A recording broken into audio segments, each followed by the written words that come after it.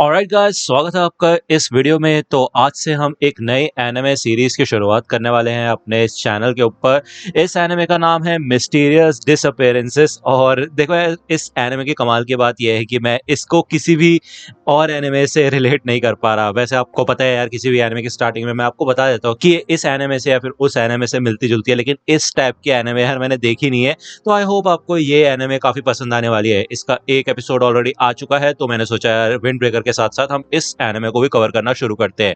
इसके अलावा मेरे कुछ और प्लान्स है कुछ नई एनिमे को कवर करने के, जिसके अभी नए एपिसोड्स आने शुरू हुए हैं। तो उसकी लिस्ट मैं आपको कमेंट सेक्शन में या फिर डिस्क्रिप्शन में दूंगा या फिर इस वीडियो के एंड में बताऊंगा, ठीक है ना। तो आप मेरे को सजेशन देना कि मुझे उनमें से कौन सी और नई एनिमे शुरू करनी चाहिए, ठीक है ना। क्योंकि एक बहुत प्यारा कमेंट आया था कल, उसके बारे में भी मैं आपसे इस वीडियो के एंड में बात करूंगा। अभी के लिए ये वीडियो शुरू कर लेते हैं और बाकी बातें वीडियो के एंड में करेंगे। तो यार, एपिसोड की शुरुआत में यहाँ पे हमें एक काफी ज्यादा घटिया से रूम का सीन दिखाया जाता है और यहाँ पे दो डबल बेड होते हैं। यहाँ पे एक छोटी सी लड़की होती है जो कि अपने बेड से उठ के इधर आती है, कपड़े वगैरह चेंज करती है, ब्रश वगैरह करती है, मतलब तैयार होके यहाँ से निकल जाती है। ये एक सबवे टाइप होता है और मुझे नहीं पता यहाँ पे क्या चल रहा है क्या नहीं, लेकिन अब हमें यहाँ पे रियल स्टोरी दिखाई जाती है। एक लड़की का सीन दिखाया जाता है जिसका नाम होता है सुमिरेको ओगावा, ठीक है। तो यार मैं सुमिरेको बोलूंगा इसको, ओके। तो यहाँ पे ये बंदी एक बुक स्टोर के अंदर काम करती है और उसका बॉस भी यहाँ पे होता है, ओके। इसके साथ साथ यहाँ पे इस लड़की के साथ एक छोटा लड़का भी होता है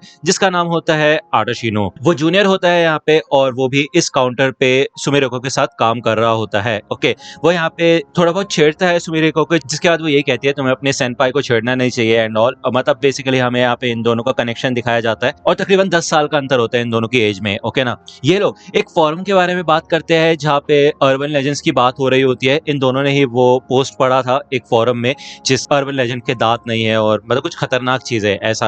आपको पता होगा यार, जो भूत वाले एनिमे होते हैं उसमें अर्बन लेजेंड्स का खासकर जिक्र होता ही रहता है। एनीवे, तभी यहाँ पे इनका मैनेजर आता है और वो आते साथ ये कहता है क्या बात है, आज तो आडोशिनो काफी ज्यादा बातें कर रहा है। हाँ, वैसे तो काफी चुप रहता है, मैंने उसको कभी बोलते हुए नहीं देखा। तो बेसिकली हमें ये भी दिखाया जाता है कि वो सुमिरेको के साथ कुछ ज्यादा ही क्लोज है और इसी से बात करता है और किसी से बात नहीं करता। एनीवे, मैनेजर यहाँ पे एक बुक लेके आया होता है जो कि रिवर्स शॉपलिफ्टेड होती है। अब यार देखो, शॉपलिफ्टर वो लोग होते हैं जो कि किसी भी दुकान से कोई सामान बिना बताए मतलब चुरा के ले जाते हैं, ठीक है ना।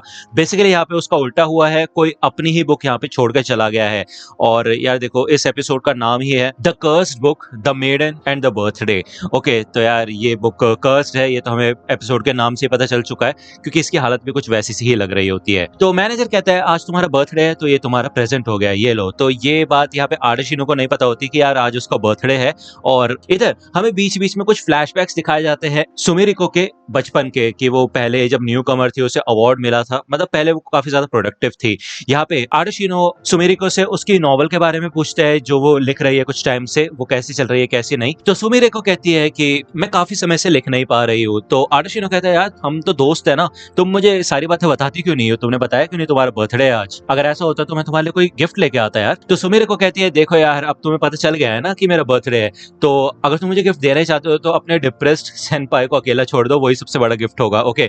तो यहाँ पे बेसिकली सुमिरेको थोड़ा डिप्रेस होती है क्योंकि उसकी राइटिंग वगैरह नहीं हो पा रही होती और वो एक अच्छी खासी राइटर होती है, सच बताओ तो इतनी भी अच्छी नहीं होती। एनीवे, इसके बाद यहाँ पे सुमिरेको घर पे आती है, शावर वगैरह लेती है और यहाँ पे तकरीबन 12 बजने वाले होते हैं और वो याद करती है पहले का समय कि पहले उसको कितने सारे कॉन्ग्रेचुलेशंस आ जाते थे, हैप्पी बर्थडे के विशेस आ जाते थे। लेकिन अब ऐसा कुछ भी नहीं है क्योंकि अब वो बड़ी हो चुकी है, मैच्योर हो चुकी है, अब उसका कोई दोस्त भी नहीं है। जब वो 15 साल की थी तो उसको एक न्यू कमर्स अवार्ड मिला था और 20 साल के होने के बाद वो सिर्फ एक आम इंसान बन के रह गई थी, क्योंकि 20 साल के बाद ऐसे कई लोग हैं जो कि लिख सकते हैं, उसमें कोई खास बात नहीं है। 15 साल की उम्र में उसको काफी ज्यादा टेंशन मिलती थी, तो ये सोच के वो काफी ज्यादा डिप्रेस होती है। तभी उसका बैग नीचे गिरता है और वो बुक बाहर निकल के गिर जाती है, ओके। तो यहाँ पे सुमिरेको का ध्यान फाइनली उस बुक के ऊपर जाता है। वो उसको उठा के देखती है तो वो कहती है कि यार मैं इसका टाइटल भी ठीक से नहीं पढ़ पा रही। जब वो इस बुक को ओपन करती है तो यहाँ पे जापानीज ही लिखी होती है, लेकिन कुछ अलग टाइप की जापानीज लिखी होती है और कुछ पोएम्स यहाँ पे होती है। तो वो सोचती है कि चलो ठीक है, जो वो पढ़ सकती है वो तो पढ़ ले। यहाँ पे ये पोएम वो पढ़ती है, in the heavens the sun and the moon shine, you are like them in my thoughts and I regret that with each new day you grow older. और ये लिखी होती है मान योशु ने, पोएट का नाम होता है, ओके। ये सब पढ़ के सुमिरेको यही सोचती है कि ऐसा लगता है कि पुराने लोग भी हमेशा यही सोचते थे कि वो किसी ना किसी तरह जवान हो जाए। वो यहाँ पे बाहर निकलती है घर से केक वगैरह खरीदने के लिए। यहाँ पे उसको थोड़ी बहुत विशेष आना शुरू हो जाती है जिनमें आडोशिनो भी शामिल होता है। जब वो यहाँ पे इस स्टोर के अंदर आती है तो वो देखती है कि यार उसका हाथ ना बिल्कुल छोटा होने लग जाता है। उसके बाद उसका ब्रेस्ट वगैरह, उसके हाथ पैर, मतलब उसकी पूरी बॉडी यहाँ पे श्रिंक करना शुरू हो जाती है। और भाई मेरे को तो लग रहा था यहाँ पे पूरा श्रिंक हो जाएगी वो, बट ऐसा होता नहीं है। वो काफी छोटी हो चुकी होती है, वो पहले जैसे 15 साल की उम्र में थी बिल्कुल वैसी हो चुकी होती है। ओके, वो यहाँ पे अपने आप को जब देखती है ग्लास में तो यार वो काफी ज्यादा डर जाती है और उस वजह से उससे एक बॉटल भी टूट जाती है, जिसके बाद वो इस स्टोर से भाग निकलती है। इसके बाद वो यहाँ पे वर्क पे भी नहीं आ पाती, तो मैनेजर को थोड़ी चिंता होती है। वो कहता है कि आज उसने लीव भी नहीं ली थी, उसके बाद भी वो यहाँ पे आई नहीं है, इवन वो अपना फोन भी नहीं उठा रही है। तो क्या तुम्हें पता है क्या हुआ है? तो आर्शिनो कहता है कि हाँ, उसने बताया तो था उसकी तबीयत खराब है, उसका पेट वेट खराब हो रखा है, तो उसने शायद पॉटी कर करके गंद मचा रखा होगा, वो पूरी उसमें से लथपथ हुई पड़ी होगी और डॉक्टर ने तो कहा था उसकी जान का भी खतरा हो सकता है, इसलिए वो घर पे है। तो भाई ये सुन के तो मैनेजर की फट जाती है, कहता भाई क्या सही बोल रहे हो क्या तुम? आर्शिनो कहता है कि हाँ, वो कह रही थी वो बहुत ज्यादा डरी हुई है, रो रही है और बाथरूम में अपने आप को बंद कर रखा है उसने, क्योंकि वहां से बाहर भी नहीं निकल सकती ना। तो मैनेजर यहाँ पे डर जाता है, वो कहता है भाई ठीक है यार, उसको बोल देना अपना ख्याल रखे, ठीक है मैं जाता हूँ यहाँ से। एनीवे यहाँ पे आर्शिनो मजाक कर रहा होता है, उसको खुद नहीं पता होता है सुमिरिको किधर है। वो यहाँ पे मैसेज वगैरह करके देखता है उसको, लेकिन सुमिरिको उसको रिप्लाई करती है कि मेरे को परेशान मत करो, मैं जानती नहीं हूँ कि तुम हो कौन, तो मेरा दिमाग क्यों खराब कर रहे हो तुम। तो यार ऐसा कैसे हो सकता है? यहाँ पे सुमिरिको भूल चुकी है, भले ही छोटी हो चुकी है लेकिन आर्शिनो को भूल चुकी है। और हमें दिखाया जाता है कि वो कंटिन्यूअसली यहाँ पे राइट करने लग जाती है यार। मतलब पहले जहाँ पे उसको कुछ आइडियाज नहीं आ रहे थे, वो अपने नोवेल कंप्लीट नहीं कर पा रही थी, अब उसके अंदर कहीं ना कहीं से मोटिवेशन आ जाता है। तो यहाँ पे आर्शिनो मिलने जाता है सुमिरिको से, क्योंकि मैनेजर ने उसको कहा था कि 1 हफ्ता हो चुका है, वो अभी तक नहीं आई है, काफी चिंता वाली बात है, तुम जाके उसको देख के आओ कि वो ठीक है या नहीं। जब यहाँ पे आर्शिनो इस बेल को रिंग करता है तो कोई भी अंदर से जवाब नहीं देता, और वो जब इधर डोर अनलॉक करने की कोशिश करता है तो अनलॉक ही होता है डोर। वो कहता है यार इसको अपनी सेफ्टी की कुछ पड़ी नहीं है क्या? जब वो यहाँ पे अंदर आता है तो कहता है कि काश मैं किसी और सर्कमस्टांस में यहाँ पे आया होता। इधर सुमिरिको अपना फोन भी छोड़ के गई होती है, तो वो सोचते हैं कि अब वो करे क्या। तभी वो देखते हैं यहाँ पे एक नोट है, book store second hand book market ऐसा करके कुछ लिखा होता है, जिस वजह से उसको थोड़ा बहुत आइडिया लगता है कि वो कहाँ पे होगी। तभी उसको यहाँ पे कुछ सेंसेशन आती है, यहाँ पे एक यार साइन बोर्ड रखा हुआ होता है, जो कि काफी अजीब बात है। एक बार को इसको देख के तो मेरे को लगा कि वो गायब भी हो गई है और यहाँ पे उसके आखिरी वजूद थे, लेकिन नहीं। नेक्स्ट सीन में हमको सुमिरिको का सीन दिखाया जाता है, जो कि एक गली में होती है और आइडियाज कलेक्ट कर रही होती है अपने नॉवल के लिए। वही दूसरी ओर आर्शिनो देखता है कि इधर वो कर्स्ड बुक होती है और वो इसको स्मेल वगैरह करता है और उसको पता चल जाता है कि ये शापित है। ओके, ऐसा लगता है आर्शिनो कोई आम बच्चा नहीं है, इसके अंदर कुछ सुपर पावर्स है और हमें इसके बारे में कुछ भी क्लू नहीं दिया गया है अभी। मतलब थोड़ा बहुत यही सीन दिखाया गया है कि वो इस बुक को देखते साथ समझ जाता है कि ये है क्या। वही दूसरी ओर सुमिरिको काफी ज्यादा खुश होती है कि वो जवान हो चुकी है और वो पहले की तरह सोच पा रही है, समझ पा रही है, उसके नए आइडियाज आ रहे हैं और वो बच्चों की तरह एकदम एक्साइटेड और एनर्जेटिक हो चुकी है। उसे नींद भी नहीं आ रही है और एक जगह बैठ नहीं सकती, अब उसे घर जाना चाहिए। लेकिन फिर वो बोलती है कि यार मेरा घर का है, मैं तो भूल ही गई। तो बच्चों वाली हरकतें हो चुकी होती है उसकी। एनीवे जब वो यहाँ से जाती है तो उसके कान में से खून निकलता है और ये नोटिस वो करे इससे पहले ही पीछे से आर्शिनो आ जाता है। वो कहता है कि अगर तुम्हें अपने घर का रास्ता नहीं पता तो मैं तुम्हें तुम्हारे घर पहुंचा दूंगा। इतनी रात को एक बच्चे के लिए बाहर घूमना काफी ज्यादा खतरनाक हो सकता है। सुमिरिको कहती है कि तुम हो कौन? आर्शिनो कहता है क्या तुम मुझे भूल भी गई? ये तो काफी गलत बात है। सुमिरिको के कान में यहाँ पे तभी बहुत तेज दर्द होने लग जाता है, उसके आंसू निकलने लग जाते हैं, उसका सर काफी बुरी तरह से फटने लग जाता है, मतलब दर्द होने लग जाता है उसको, ठीक है ना। तो आर्शिनो यहाँ पे सुमिरिको को बताता है कि तुम्हें ऐसा लग रहा होगा कि तुम जवान हो चुकी हो, लेकिन असलियत में ऐसा नहीं है। तुम्हारी जो ओरिजिनल बॉडी है उसको एक बच्चे की बॉडी में फोर्स किया गया है, तो ऑब्वियसली जो भी एक्स्ट्रा मसल है, बोन्स है और ब्लड है वो श्रिंक हो चुका है और तुम्हारी इस छोटी सी बॉडी में आ चुका है, तो इसी वजह से ऐसा हो रहा है। ये होना आम बात है। तो मतलब यार ऐसा नहीं है कि वो छोटी हो गई, मतलब उसकी बॉडी को स्क्वीज कर दिया गया अंदर की तरफ, जो कि काफी खतरनाक बात है और यही कर्स है। यहाँ पे सुमिरिको पहचान जाती है आर्शिनो को और वो ये कहते हैं कि तुम सरप्राइज क्यों नहीं हो मुझे ऐसा देख के? तो आर्शिनो कहता है इसकी वजह से सुमिरिको, ये जो बुक तुमने पढ़ी ये शापित है और इसको अपने मुंह से बोल के नहीं पढ़ना होता। इस बुक का नाम होता है जूशो। ओके, सुमिरिको को इस बात पे बिल्कुल यकीन नहीं होता कि वो एक कर्स बुक को पढ़ के छोटी हो गई, मतलब ये कैसी बेकार सी स्टोरी है। तो आर्शिनो कहता है कि खुद को देख लो, फिर तुम इतनी छोटी कैसे हो गई हो और तब भी तुम्हें मेरे ऊपर भरोसा नहीं हो रहा। देखो यहाँ पे तुम्हारी जान खतरे में है। ये जो तुमने मान योशो की पोयम पढ़ी है ये उन ऑथर्स में से एक है जिसका कोई वजूद नहीं है, जिसके बारे में कुछ नहीं पता। हम कह सकते हैं कि वो शायद इंसान भी नहीं है। बांका वो पोएम्स लिखता है जो कि मरे हुए लोगों को जिंदा कर सकता है। सोमन लोगों के दिलों को मैनिपुलेट कर सकता है, ऐसी पोएम्स है उसकी। अगर बात करें जोका की तो वो एक इंसान की जवानी को वापस लेके आ सकता है और ये तो बस कुछ ही है, ऐसे कई और है जिनके कोई ऑथर नहीं है। अगर मान योशो की बात करें तो इस पोएम में एक लड़की की जवानी को वापस लाया जाता है, एक ऐसे आदमी की बात होती है। तो यार ये वही पोएम है जो कि सुमिरिको ने पढ़ी थी। ओके, तो सुमिरिको को इस बात पे यकीन नहीं होता। वो कहते हैं कि यार ऐसा कैसे हो सकता है, मतलब आर्शिनो कहता है ये पोएम वैसे इतना भी इजी नहीं है एक्टिवेट करना, इसके लिए भी कुछ कंडीशन कंडीशंस होनी चाहिए, ओके, तभी ये कर्स एक्टिवेट होता है। पहली बात, इस पोएम को आधी रात में पढ़ना होता है। दूसरी बात, चांद की रोशनी होनी चाहिए और वो तुम्हारे ऊपर पड़नी चाहिए। तीसरी बात, 28 साल की उम्र होनी चाहिए कम से कम। और आखिरी कंडीशन, वो इंसान वर्जिन होना चाहिए, ठीक है ना।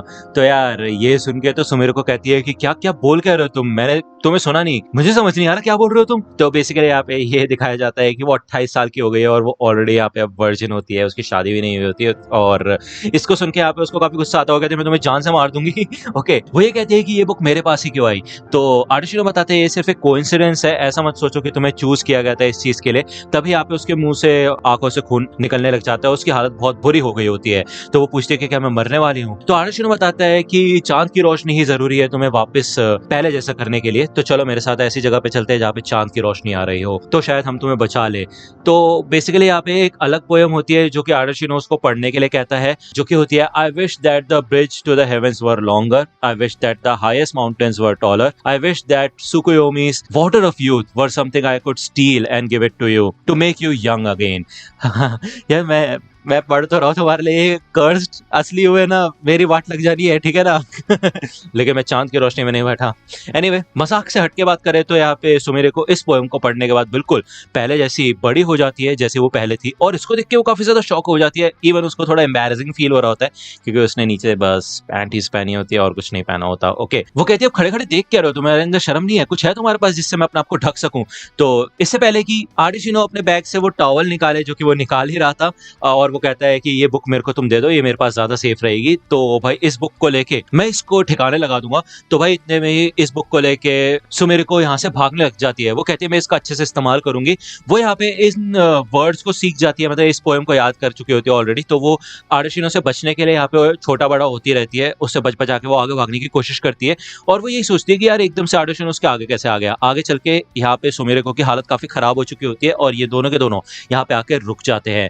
आर्टिशिनो कहता है प्लीज ये बुक मेरे को दे दो। तो फाइनली यहाँ पे सुमेर को अपनी दिल की फीलिंग्स बताती है कि यार अगर वो बच्ची नहीं होगी तो उसकी बुक्स कोई नहीं पढ़ेगा, क्योंकि बड़े लोगों की बुक्स कोई नहीं पढ़ता, उसे बच्चा होना जरूरी है इस चीज के लिए। वो इतना टाइम हो गया मेहनत कर रही है, स्टोरीज लिख रही है, उसके बाद भी उसको रिजेक्शन मिलता रहता है बार बार लगातार, फिर चाहे वो कुछ भी कर ले। तो यहाँ पे वो सच में काफी ज्यादा डिप्रेस होती है यार। और अब वो इतनी बड़ी हो चुकी है कि उसका कोई दोस्त वोस्त भी नहीं है, उसे कोई पूछता भी नहीं है, और उसका सक्सेसफुल करियर भी नहीं है। तो वो करे क्या, वो लिखना चाहती है। और आर्टिशिनो बताते हैं चिंता मत करो, देखो मैं ओगावा सुमेरोको का काफी बड़ा फैन हूँ, वो काफी अच्छी ऑथर है, मतलब तो मैं तुम्हारा सारा वर्क पढ़ना चाहता हूँ, जो तुमने नॉवेल्स लिखी है वो तुम मुझे दिखाना, मैं पढ़ूंगा, ठीक है ना। तो इसे सुन के यहाँ पे सुमेरोको को थोड़ा अच्छा फील होता है। वो ये बुक आर्टिशिनो को दे देती है और बड़ी हो जाती है। वही दूसरा आर्टिशिनो इस जूशो को यहाँ पे एक जगह पे लेके आया होता है। और यार देखो ये साइन बोर्ड हर जगह दिखाई दे रहा है, मेरे को पता है यार इनका कोई ना कोई तो मकसद है, क्योंकि ऑब्वियस सी बात है ये साइन बोर्ड कई बार अपना इंट्रो सॉन्ग में भी दिखाया गया है। ओके, यहाँ पे अंदर कोई इंसान होता है, वो कहता है कि इस बुक के बदले तुम्हें यामी स्टेशन की टिकट मिल सकती है एक। और ये सुन के आर्टिशिनो इस बुक को वापस ले लेता है और कहता है ठीक है फिर अभी नहीं, थैंक यू सो मच, बाद में देखते हैं। अंदर एक फांसी का फंदा लटका होता है, उसपे खून लगा हुआ होता है, और वो कहता है ये तो बुरी बात है, हमें फिर से मौका देना तुम्हें सर्व करने का। ये एक सबवे के अंदर होता है, मतलब सबवे है या फिर क्या है जो भी मेरे को पता नहीं, सीढ़ियों से ऊपर जाने का रास्ता होता है। मिस्टीरियस डिसअपीयरेंसेस बोला जाता है यहाँ पे। और ये एनिमे का एपिसोड यहीं पे खत्म होता है। और तुम बताना मेरे को यार कि कैसा लगा तुम्हें ये एपिसोड, अलग है ना, मेरे को भी अलग लगा। और अपने थॉट्स तुम कमेंट सेक्शन में शेयर कर सकते हो। एनीवे, मैंने सोचा था काफी समय से कि यार इस चैनल के ऊपर हम कुछ नया करेंगे, कुछ अलग करेंगे, और फाइनली अब यहाँ पे एक न्यू एनिमे शुरू हुई है। और इस एनिमे की स्पेशल बात ये है कि अभी इसके ऊपर किसी ने वीडियो बनाई नहीं है। आई होप अभी तक नहीं बनाई होगी, जब तक मैं ये वीडियो अपलोड करूंगा तब तक किसी ने ना डाली हो। ओके, कोई बात नहीं यार, अगर डाल भी दी होगी तो मैं फिर भी काफी जल्दी ये एपिसोड लेके आया हूँ आप लोगों के लिए, मतलब जैसे ही मेरे को इसके बारे में पता चला। ओके, इवन कल मेरे को एक काफी अच्छा कमेंट आया था, और यार उस कमेंट को देख के ना मेरे को काफी अच्छा फील हुआ। उस कमेंट के पीछे सौरभ भाई थे, इनका जो रियल नेम है ये मेरे को नहीं पता है अभी, सौरभ ही होगा जब यहाँ पे लिखा हुआ यूजर नेम में। तो उन्होंने बताया कि यार तुम एक्सप्लेनेशन करते हो, बाकी एक्सप्लेनर से आगे रहने की कोशिश किया करो। ओके, उन्होंने बताया कि जो भी एनिमे यूट्यूब पे एक्सप्लेन होती है तुम उसको बाद में एक्सप्लेन करते हो, और अगर वही बात करें यूट्यूब कैसी होगी तो उसके लिए हमें जल्दी डालनी होती है वीडियोस, ये सारी चीज़ें मेरे को पता है। लेकिन उन्होंने ये बोला, विंड ब्रेकर का एग्जांपल दिया कि यार उसमें मैंने थोड़ा जल्दी डालने की कोशिश की तो व्यूज़ आ गए, और मेरे को ये चीज़ हिट की। मेरे को पता है यार कंसिस्टेंसी और टाइमिंग बहुत ज़्यादा इंपॉर्टेंट है, और इसी वजह से मैं न्यू एनिमे शुरू करने की कोशिश कर रहा हूँ। अभी बहुत सारे एनिमेस के नए-नए फर्स्ट एपिसोड्स आए हैं, कुछ के तो सीजन्स आगे बढ़ चुके हैं, उनके भी आए हैं, जैसे मुश्को टेंसाई और that time I reincarnated as a slime का 3rd सीजन का शायद एपिसोड आया है।